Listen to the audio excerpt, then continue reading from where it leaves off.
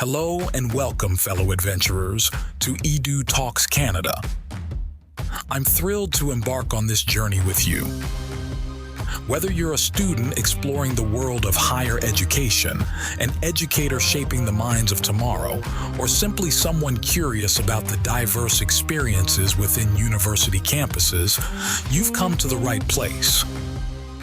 In this podcast series, we'll be your guides as we venture beyond borders and dive deep into the vibrant tapestry of campus life. From navigating cultural nuances and embracing diversity to celebrating academic achievements and sharing inspiring stories, EduTalks Canada is your passport to a global learning experience. Hi everyone, welcome back to EduTalks Canada. It's been a while since I've recorded a new episode. Unfortunately, there were a number of factors that prevented me from recording. Either getting ill or traveling out of the country.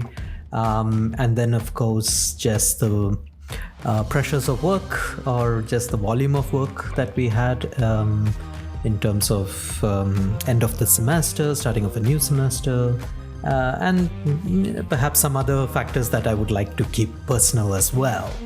But we are back with a new episode, and today with me I have Zahid Sheikh from Thompson University. Hi Zahid, how are you? Thank you so much, Ajit. Thanks for having me. Oh, absolutely. No, I should actually thank you for your time because Zahid, as I've mentioned, is in Thompson University and he's based out of BC Kamloops, right? If I'm not mistaken. That's right. Great. How's the weather there today? Weather is amazing. I think it's probably more than 20 plus, like 20 plus, I guess. So, wow. That's not bad. It's sunny. It's gorgeous outside. Great. And yeah, we are just transitioning into, spring, summer. We are somewhere around early May when we are recording this one. So just to give an idea to our listeners, in case you're listening in the winter, we are having summer right now or spring. So Zahid, let's start a little bit. Let's go back into the past a little bit and kindly let our viewers know or our listeners know your particular history and your particular journey to Canada first. Yeah, thank you so much. I'm originally from Pakistan. Karachi, to be specific, my native town. So they moved out of Pakistan in 2008 and relocated to Stockholm, Sweden. I spent 5 years in Stockholm before I moved to Canada. So it's been a little over 10 years now in Canada. So that's a little bit about my background.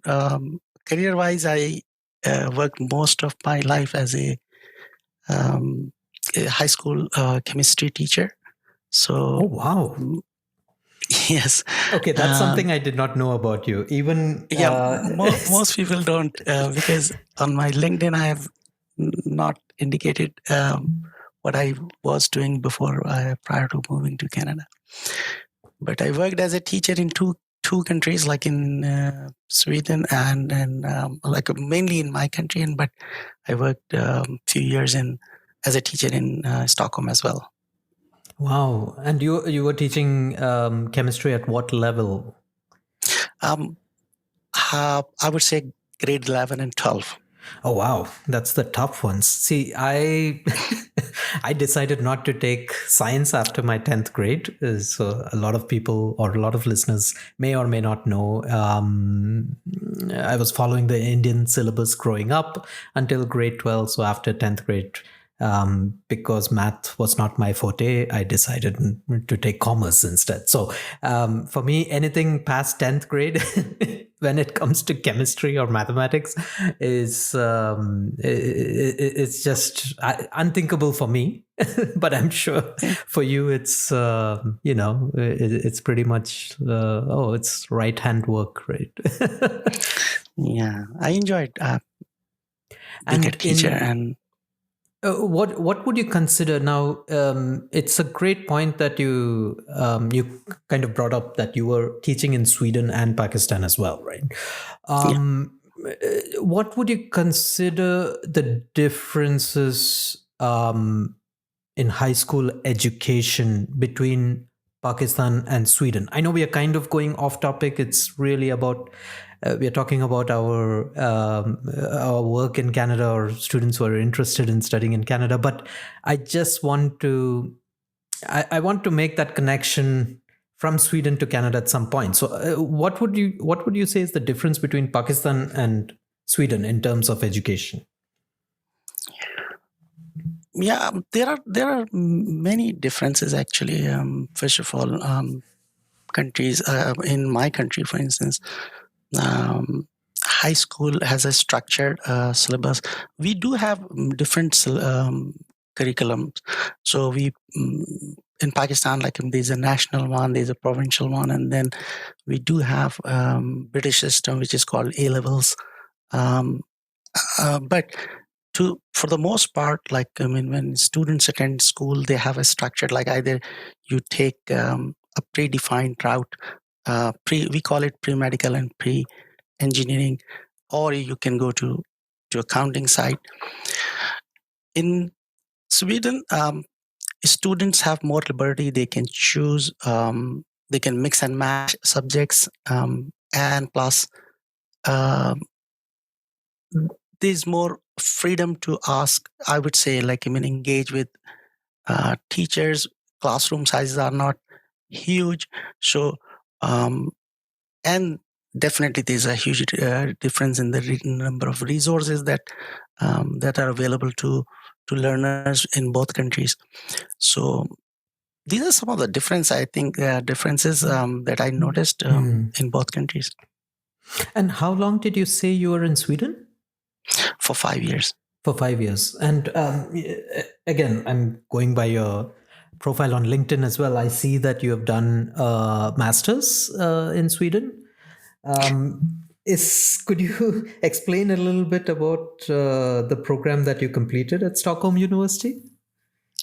Yeah, it's interesting because I moved to Sweden with my spouse, and she was working as a postdoc at one of the medical universities in Stockholm. And so I took a master's program in demography, which is very different than my previous background. My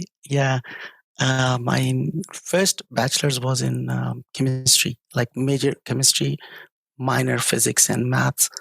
But then I decided to try a different thing, and then so I joined demography, which is a subset of sociology. So basically, it's a part of sociology, I would say. But my major was not sociology. My major was demography. So I attended a 2 years master's, but I don't write completed because I was not able to complete the thesis part. So. But that's what I did. I completed all the course requirements, but I didn't have time to, because I started my job before I graduated. So I didn't have time to go back and complete. But hopefully someday I'll work on my thesis and complete that project as well. There's always time to learn. I mean, including me, one of the personal reasons that I did indicate early on when I started this episode was, yes, I'm continuing my education again. I want to keep it private for now, maybe until later when I'm successfully, if I can complete it successfully, then I would like to announce it. But it's a while away. So we need to stay tuned. Yeah, well, yeah, you need a reason to stay tuned, right? Yes. But Can you tell me a little bit more about this particular program? Like, what does demography entail? Because I don't think it's something that I have ever. I should say then, if so, my knowledge is limited, but it's not something that I've come across. So, if there are students interested in this particular type of program, how would you sell demography? Well, first of all, it's a very interesting question, because most people, I think, I'm not sure about, not only you, but I think most people don't know much about demography specifically, because most of us have heard about sociology, but not demography. Demography deals with population science. You can call it population science. So basically, anything related to, say, for example, you might have heard about that Canada's aging population is causing a strain on pension system, because that is one of the biggest reasons why Canada recruits immigrants heavily. Like when they are open to inviting immigrants and accepting immigrants, because in order to deal with the aging population problem. And so birth rates, declining birth rates, or if you look at the population pyramid, so demographers, these are the things that are coming from demographers. Then what they do, they study population, they study the trends in the population. They see whether a population is relatively young, or whether what is the proportion of a particular age group in that particular population. So when we say, for instance, even in Canada, you know that the age of majority in British Columbia, for instance, is 19 years, but in Saskatchewan it is 18 years. So that indicates whether population in Saskatchewan is younger compared to British Columbia. So these are the things which, and then based on these findings, based on the research these demographers do, they devise policies, or they advise governments about how to tackle these challenges, like changes in demographics. So this is one of the reason why most governments, particularly in the Western world, they heavily rely on these findings and researches done by demographers. I mean, and this is I'm glad that you explained this, and I did not know that demography was the word used for that, but it is population studies or population reports. It's a bit interesting to me, because it's something that I follow on the news, whether it's Korea, whether it's Japan, whether it's also I want to say population Italy, for instance. Italy, yes, for sure. But there is also a trend happening in my parents' home state of Kerala in southern India, where a lot of young people have decided or are deciding to leave the country.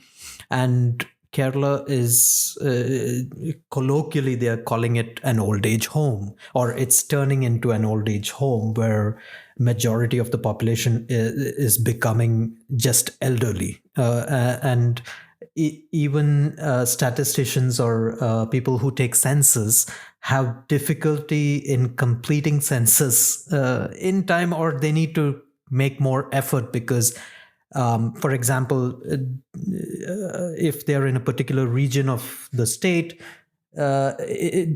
previously, if they were able to go to 10,000 houses and get the census done and get that statistical evidence done, now they need to go to 15,000 or 20,000 houses. So this is very interesting to me, because I also, human migration stories are, it's a great interest for me. And so I kind of keep myself in the loop to know about these demographics. But it's good to know that that's what it's called. That's what demography is called. So if you were going to complete your master's and do the thesis, where would you concentrate?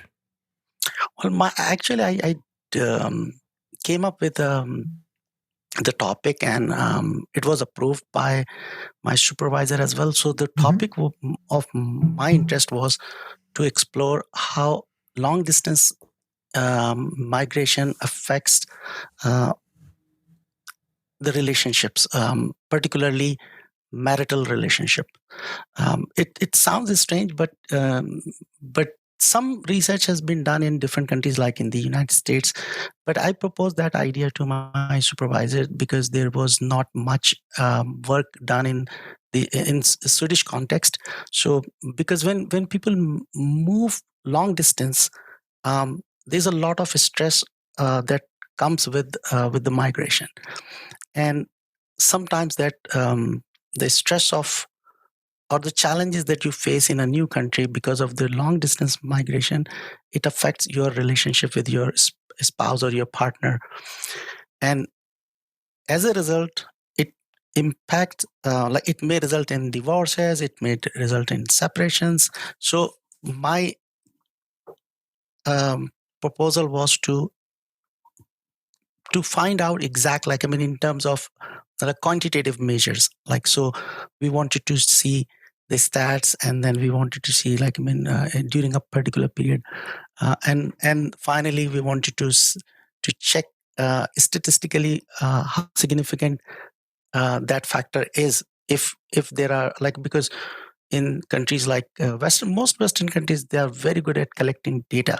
So you can find very quality data where you can analyze and you can find. So that was my idea, and I think, I'm not sure whether somebody has already worked on this topic during, like, it was over 10 years ago when I proposed this idea. So if not much has been done, I can even explore a Canadian context, because Canada is an ideal country to explore this topic as well. And have you identified institutions in Canada that provide the same program, similar program, where you could transfer your credits and complete it in? Not really. I Not know really. that even at my institution, we have sociology department, but we do have some researchers, those who focus on immigration related aspects of sociology. So, but not, I'm like, now you have said, I will try to find out whether there is a similar program somewhere else. But it was a very unique program because particularly in terms of Swedish context, like if I talk to you about their context, they heavily rely on demography and the findings from their demographers, because they devise their policies, and most of their social policies are based on the research. So say, for example, when you were saying that in your parents' hometown, now there is a huge trend to move out of the country or move out of that particular town. So they then come up with, like, I mean, what policies we need to devise in order to reduce the trend and in order to overcome the challenge. So they then look at the data, they discuss different. So this is what I think where demography plays a huge role. Yeah. I mean, yeah, it's also some, like, since I do read a little bit about, like you mentioned earlier, Italy, and then we have Korea and Japan. You also, and just today morning, I was reading about the Pope asking Italians, you need to make more children, and there were some other controversial remarks that I don't want to mention on the podcast. However, it doesn't seem like any of the pressures coming in from political leaders or spiritual leaders is making any great impact on people deciding to have children, or at least the replacement rate, right?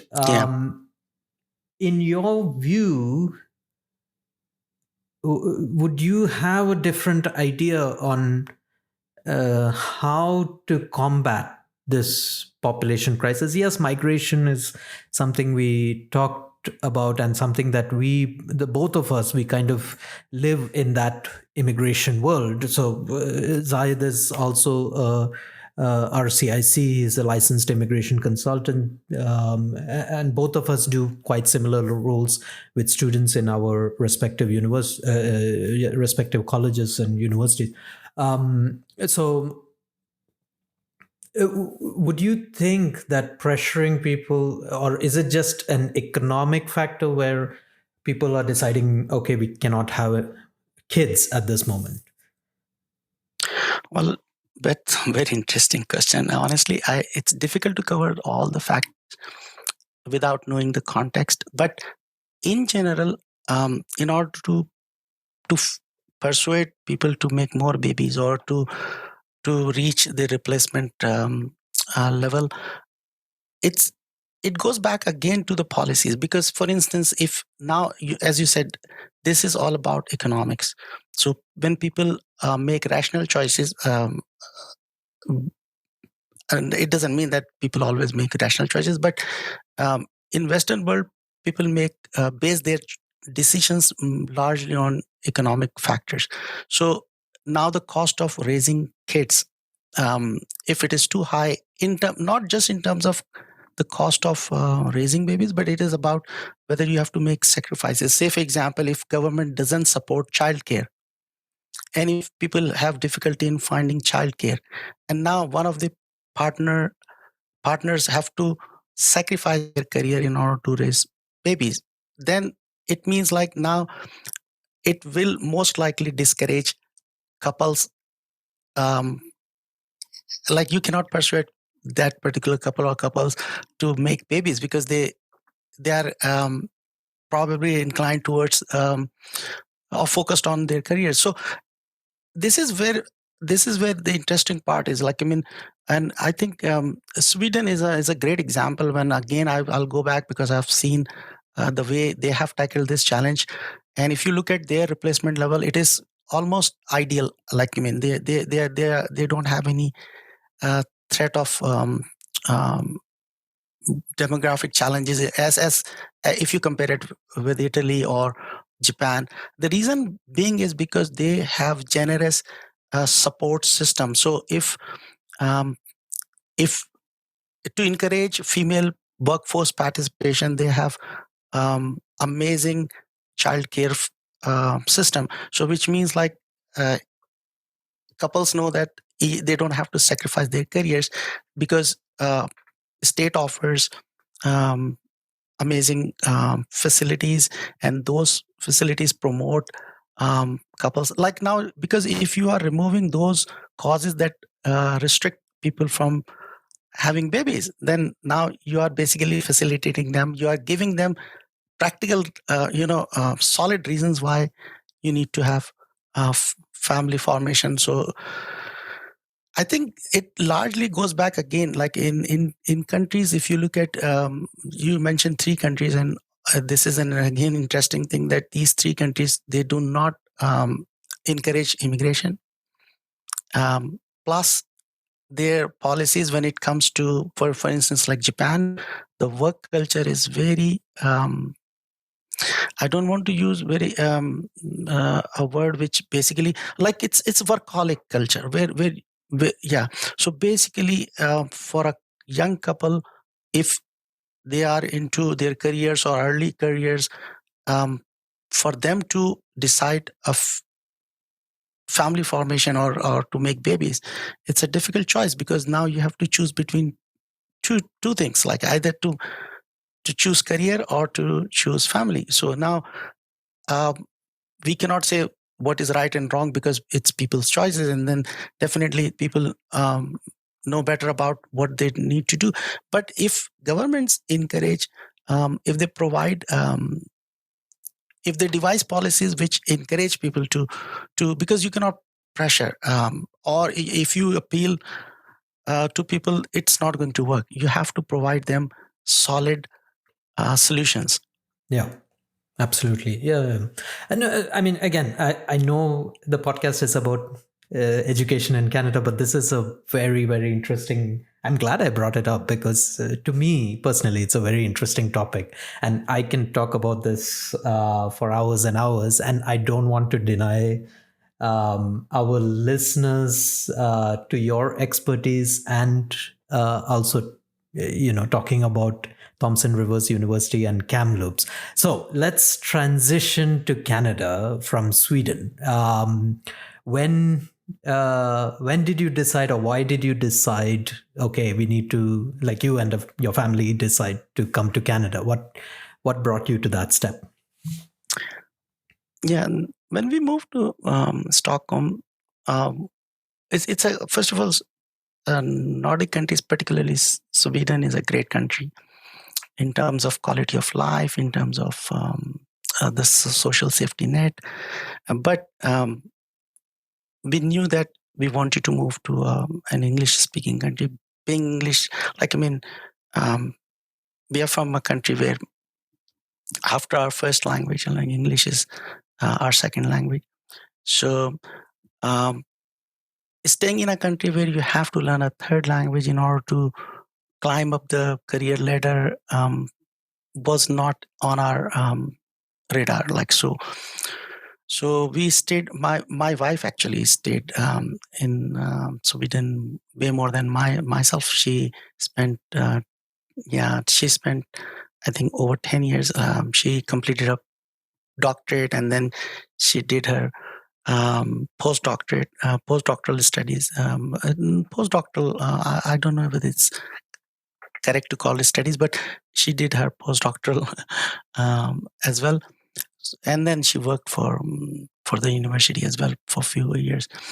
So overall, she spent more than myself.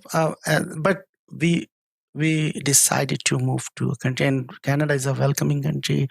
It was much easier for us to apply. Like at that time, there was no express entry when we applied. I think it was in 2009 when we applied for. So it was a different system. But anyways, it was. It took many years before we actually received approval. So we received our final approval in 2013, and the same year when we relocated to Canada. It took you 4 years at that time? Yeah, I think almost 4 years at that time. Oh, wow. I can understand from a political point of view why that happened. Again, I don't want to go into detail about it, just in not to upset any apple carts, so to speak. But so you made your way here in 2013, 2014. And did you immediately think about immigration as a practice? Like, how did you make that transition from demography? Yeah, it's, yes, like you said, population studies. So was immigration a natural kind of transition, or immigration practice? Was it a natural transition for you? No, to be very honest, like when I came to Canada, I was struggling to find work. I was trying to, because being a teacher, you have to have a license here because it's a regulated profession, and I did not have the opportunity to get the license. So I was looking for, not just only looking, actually I was experimenting with different things.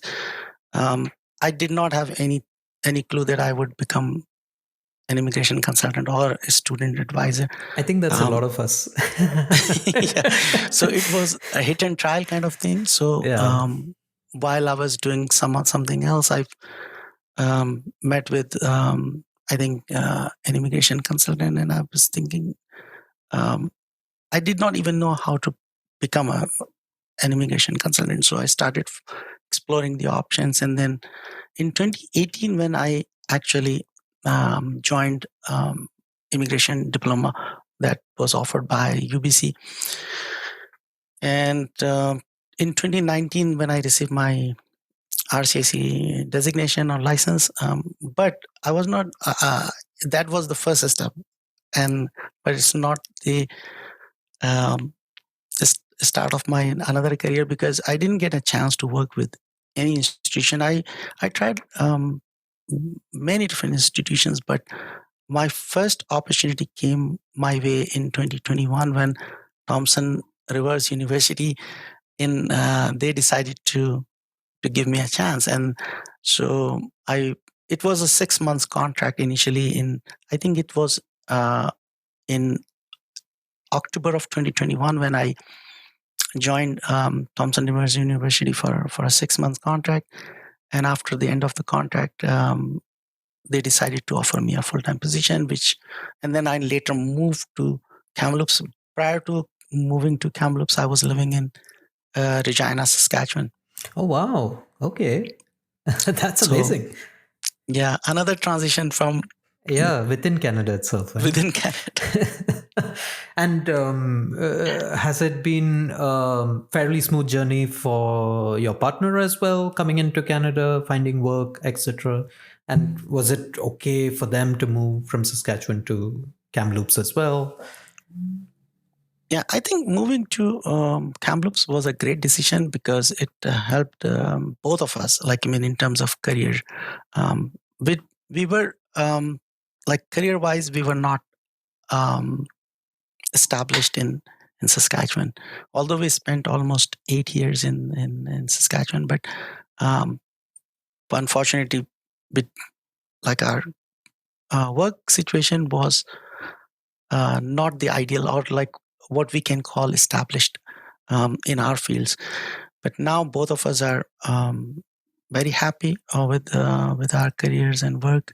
She is working with KPU, and then I'm working with Thompson Rivers University. So yeah, it's great. So Saskatchewan's loss is Kamloops' gain, and that's exactly it as well. We should thank Thompson Rivers University for that as well. Definitely, credit goes to. Yeah, of course. Sorry to cut you off over there, but I just wanted to slowly transition into Kamloops and Thompson Rivers University. From now that you've been an international student advisor for, let's say, about 3 years, what are some of the challenges you feel that your students face, particularly in Kamloops or TRU? What is generally the highlight of your working days in terms of challenges, right? And would you like to also let our listeners know a little bit about Kamloops, BC? Please let them know about the university as well, so that they get an idea about where it's located, what are the, what are some of the programs. So it's kind of a two-part question. Yeah. So let me break it down first by introducing or informing your audience about Kamloops, if they are not already aware of it. Kamloops is located in interior BC. It's 3.5 hours away from, driving distance-wise, away from Vancouver. And I would say 2 to 2.5 hours from Kelowna. So these are the two major urban centers which are pretty close to Kamloops. So although Kamloops is in the heart of interior BC, but it's not very far from major urban centers. Kamloops, population-wise, it's a little over 100,000. I don't know exact figure, but I think it's somewhere around 110,000 right now. It has the only post-secondary institution in Kamloops is TRU, or Thompson Rivers University. It's if you categorize TRU, I would say it is somewhere in a small to mid-sized university institution. It does have a range of programs which it punches above its weight in terms of the programming. For instance, we do have law available. So on our campus, so we have law department, we have nursing program. Nursing, not only registered nurse or RN program, but we do have master's program, and there's a unique program which is called nurse practitioner program. It's available, and nursing department is considered as a premium kind, department, where they have outstanding facilities. Plus, we do have a trade school on campus. We do have normal programs like, say, for example, masters in data science.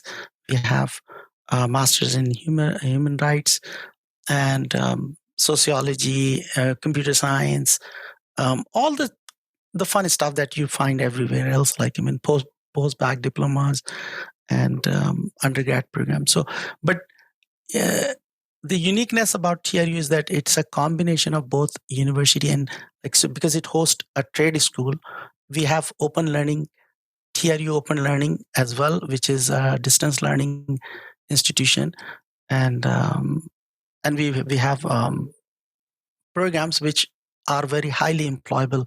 So, licensed practical nursing, registered nurse, veterinary diploma in veterinary sciences, and respiratory therapy diploma. So it offers business programs and a lot, actually, I would say. So that's about TRU and something about Kamloops. Mm-hmm. And what would you consider generally the challenges that students face when they come to Kamloops? I don't want to particularly say Kamloops and that, just because, okay, it's further away from the major city like Vancouver. But in terms of immigration, whether it's also in terms of just being in a smaller town. So let's say there's students coming in from urban centers in India, right? What would you think is, or what are the challenges that some students face? Okay, no, that's a very good question. In general, I would say if I have to rank top 3 challenges, I would say first of all, a cultural or weather shock that students receive. Housing is another challenge. Kamloops is a small city, so. And I think housing is a challenge for everywhere. Yeah.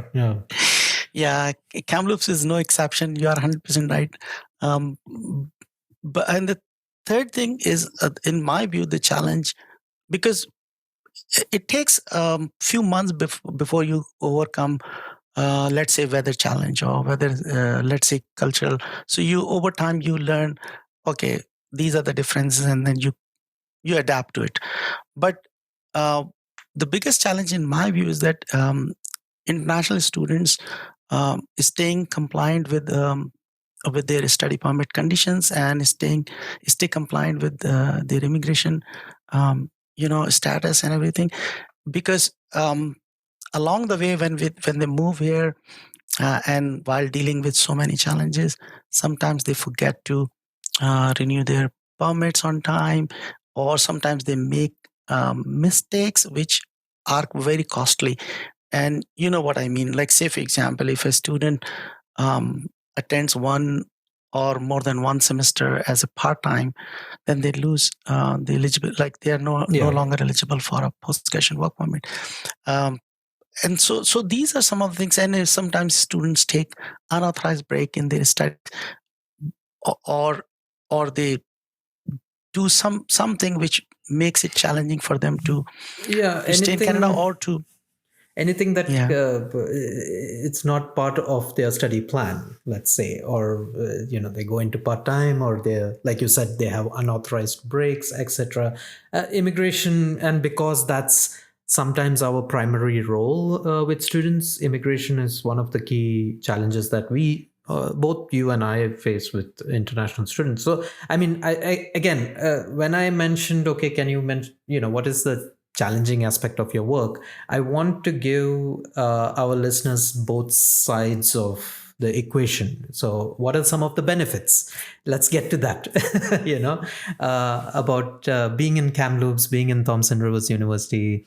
What can a listener to this podcast who may be deciding to move to Canada and exploring their options, different educational institution options in Canada, why would they prefer Kamloops over anyone else? Well, thank you so much for for asking this question. I think it's a great question. There are many reasons, but first of all, Kamloops is a small city, which means like adjusting to life in Canada in a small city is much easier compared to a big urban center like Toronto or Vancouver. Plus, uh, life in general is more affordable in small cities compared to big cities. Um, in addition to these things, like I mean, there are certain advantages because um, when you attend a school which is located in a small community, you don't expect a large number of class sizes, like so small class sizes, personalized attention. Everyone knows everyone kind of thing because it's a small town. Um, when you live in a small town, the other benefit is like commute time. So everything is within 15-20 minutes reach. So no matter whether you live in the southern part of the city or the north part of the city, commute makes it much easier because you don't waste your time in commute. And in addition to these factors, BCPNP, like I mean, I'm highlighting a future benefit to students, is that BCPNP favors graduates or people those who have um, attended school in areas outside Metro Vancouver. BCPNP favors graduates those who decided to work and live in areas outside Metro Vancouver. So just to give you an idea, what do I mean by favor? Like it's basically if you want to choose BCPNP as your permanent residence route, you may get up to 35 additional points. So 35 additional points can make and break, like it's a lot. So it definitely it gives you a huge advantage over others, those who decided to stay in Metro Vancouver, because of the same thing. Like I mean, now you are getting an edge over them. So this is a huge. So it means like becoming a permanent resident through BCPNP is easier for students, those who decide to stay in outside Metro Vancouver. Mm-hmm. And is this sorry, just to sidetrack a little bit about the BCPNP program. So that's just for our listeners to know, that's the British Columbia Provincial Nominee Program. Just like every other provinces have their own immigration programs, so does BC. Do you do you have to, or I should not say do you have to, are you expected, or do a lot of students come to you to provide advice on BCPNP and how to navigate that immigration program? Is that something that you will do at TRU? Well, TRU, like most institutions, we don't offer permanent residence support to our students or graduates. But first, this is one thing that I've been advocating at my institution. Last year, I take questions from students because I am an RCIC. Unlike my RCIC colleagues, I can advise on permanent residence. So I give them general, like I answer their general questions, but we can't advise specific cases. But just to support our graduates and future graduates, last year in May, I did a 3 hours PR Pathways workshop where I actually walked them through how to, like this was focused on Federal Express Entry, particularly Canadian Experience class. So, but my plan was to offer a similar workshop on BCPNP as well, which I have not done so yet. But this year, my plan is to offer both workshops again, because it was, first of all, very well attended. Like, it was more than 150 students, graduates, and community members attended that workshop, which was more than my expectation, because it was I was expecting a few graduates, but then it reminded me the need in Kamloops to offer this support, and I'll continue to offer these workshops, at least to offer some support, so that if somebody wants to explore the process on their own, instead of going through or paying thousands of dollars to lawyers or to consultants. I'm not taking away their jobs, but I'm trying to say, I'm giving my students an option, or graduates an option, that if they know the process, and if they want to go by themselves, I am here to give them the like a fair idea about how to start, how to create your profile, how to assess your eligibility. And if at any point they want to seek external help, they can definitely reach out to any immigration professional. But my purpose is to empower our graduates. Absolutely. Yeah. And I think this is a very critical point. Let's say we have listeners, again, interested in coming to Canada, studying in Canada. You have advisors like us in your institution that will give you fair and valuable advice, and we generally tend not to, or we don't have an issue saying I don't know, right? So it really boils down to expertise sometimes, because let's say in terms of permanent residency or Canadian Experience Class Migration programs, or whether it's BCPNP, in your case, you know better than I would know about OINP. And it's not that I don't want to talk to students about it. It's just that I would let them know, perhaps get a couple of opinions, so that you're getting a good average of opinions in that sense. But yeah, we don't have an issue letting you know that, okay, this might not be my expertise. It's not something we do every day, compared to advising on, your study permit extensions or your PGWP and things like that, right? But hosting a 3-hour session, that's hats off to you. That's amazing. You are a credit to Kamloops.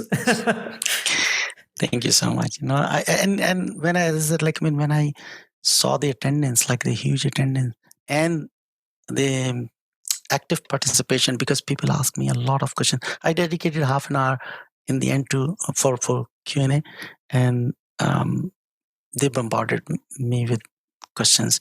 So then I saw that there's a huge need. There's a dire need, I would say.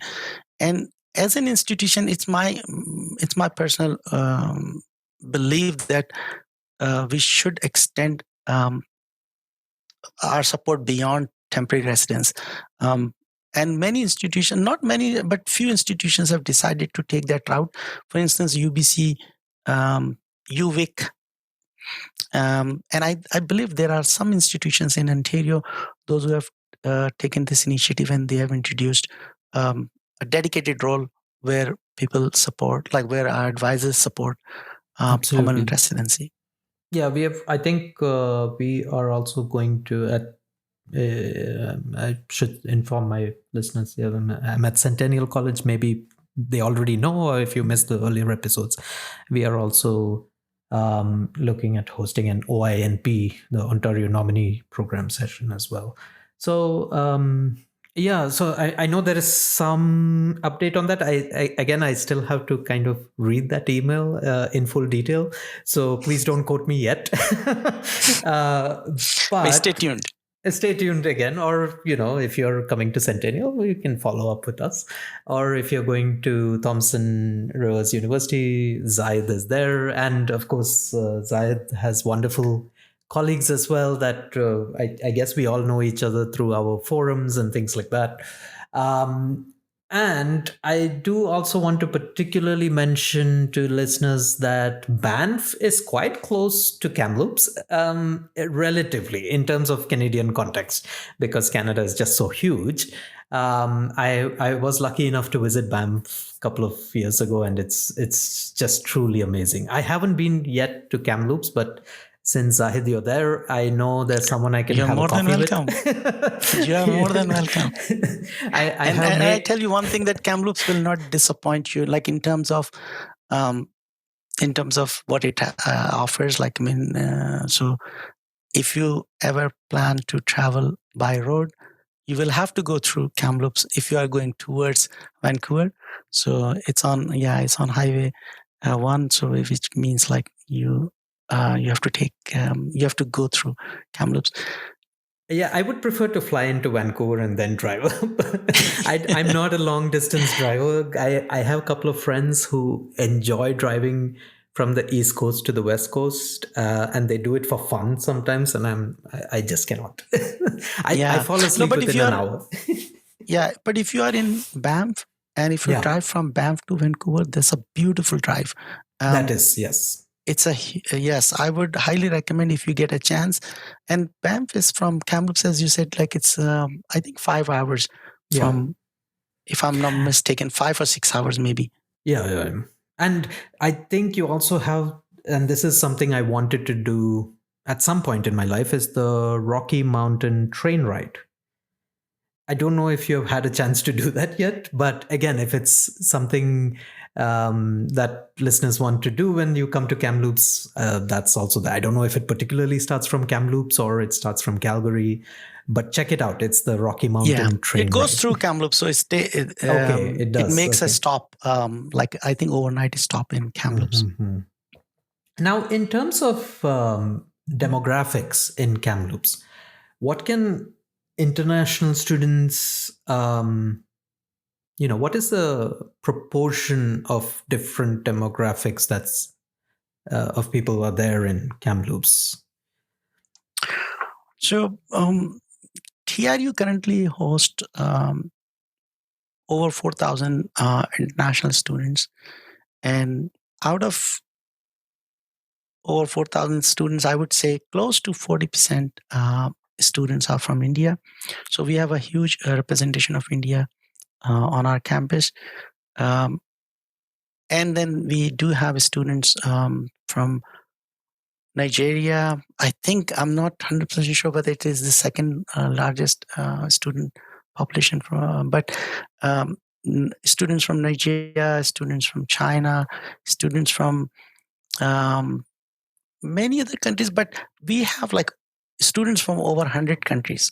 So I think 105 countries. So, but definitely the representation, some students, like some countries are only few students from those countries, but we do have students from Ukraine, from Russia, from many other parts of Kazakhstan, and so yeah, that's but TRU, even before IRCC announced their cap, TRU last year decided to cap their international student intake to 4,000.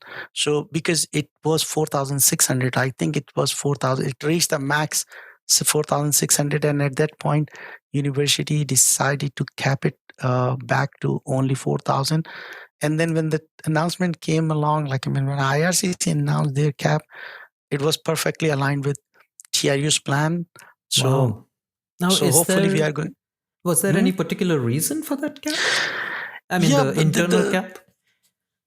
There were, I think, the higher leadership, like they decided, because first of all, when receiving thousands of students without having proper, housing arrangement, for instance, it puts a pressure on the community. So now finding rental for even for long-time residents is a challenge. So that's why TRU wanted to limit it to 4,000 and then work on, for instance, housing. So TRU introduced one recent, like it was a recent addition, which was done last fall. It was a housing. Yeah, we added a new housing for students, but TRU, I think, decided to scale it back in order to better manage their resources and plan for the future. That's great insight by the management, whoever they are over there. That's great insight, and it's kind of nice to also know that, okay, you have a cap of 4,000 international students, and you mentioned the host of or the number of students coming from a lot of host countries, which really gives me, I mean, in my mind, I can see great diversity in classes, great diversity on campus, which is a great learning environment,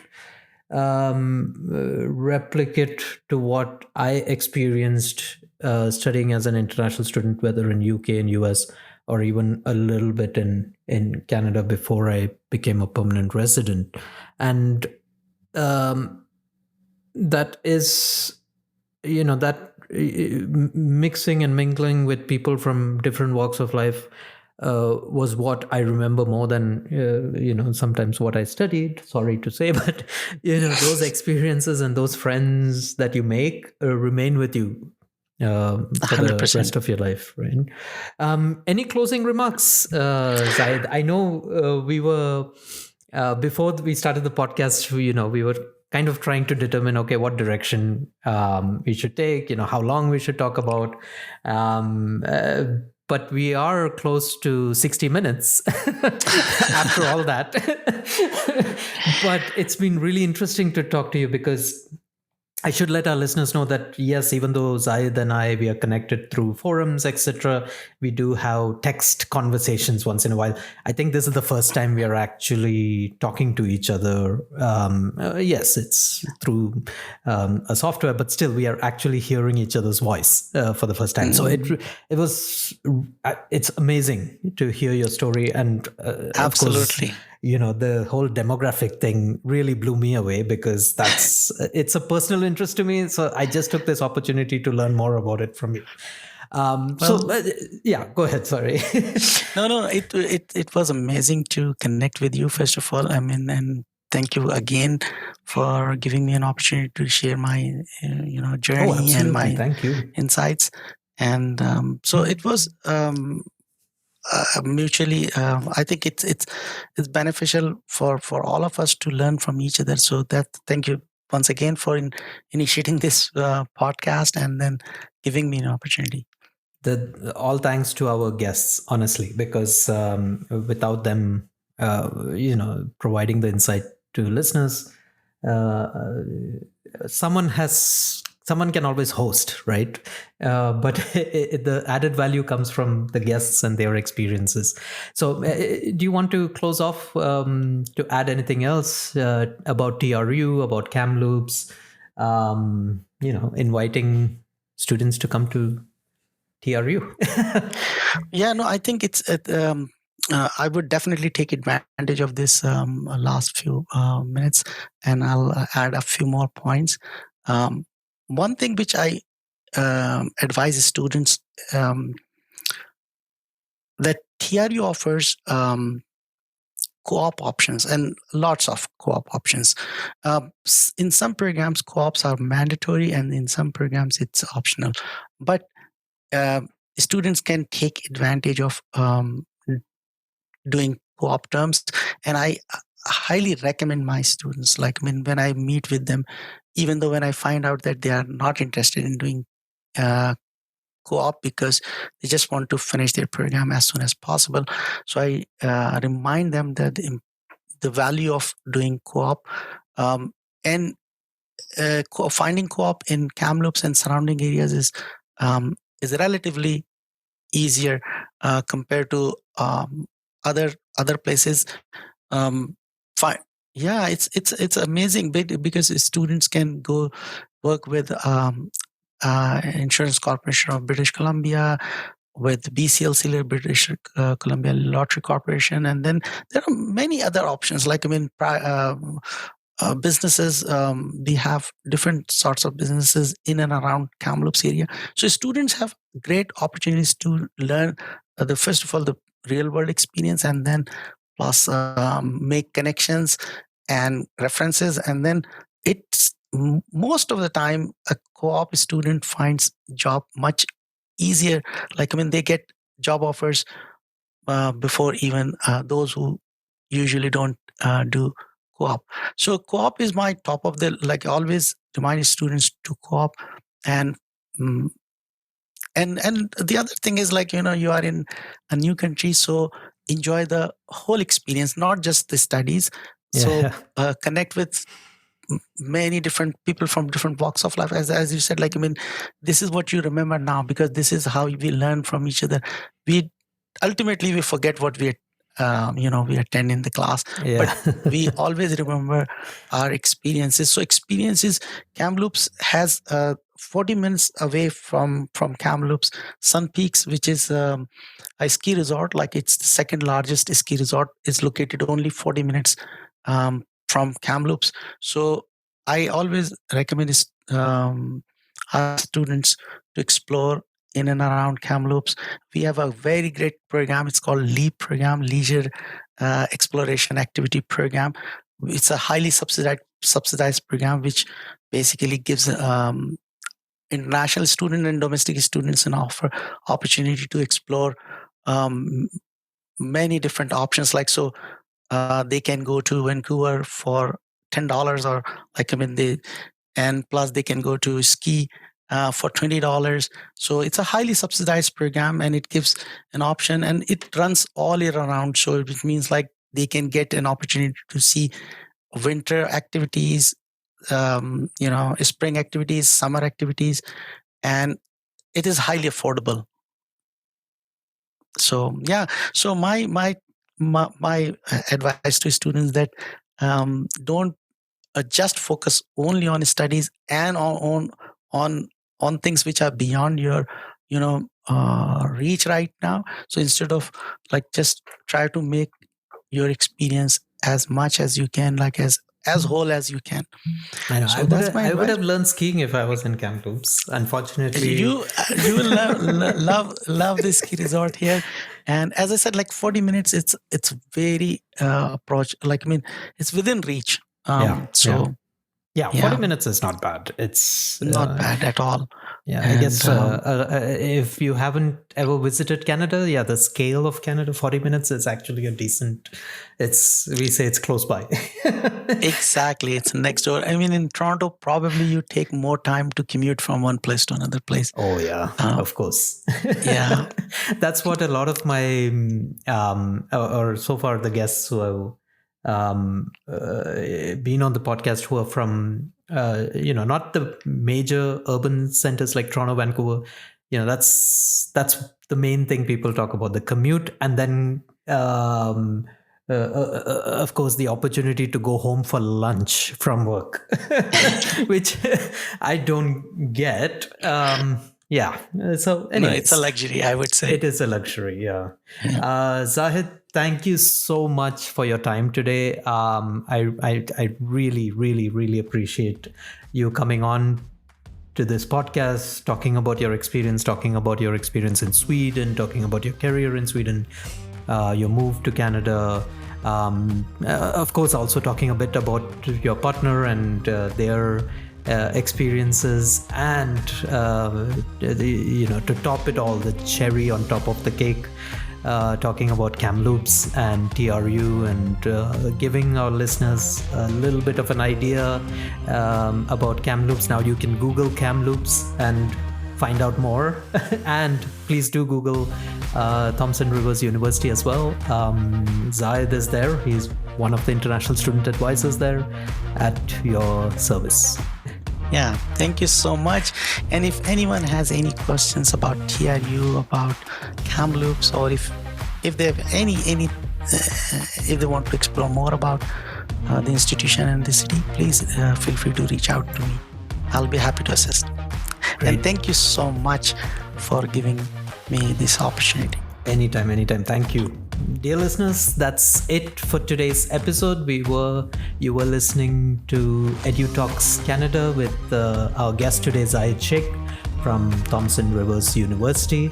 Stay tuned for more episodes, and hopefully I'm able to come out with episodes sooner than I hoped since the last break. I do apologize for that break.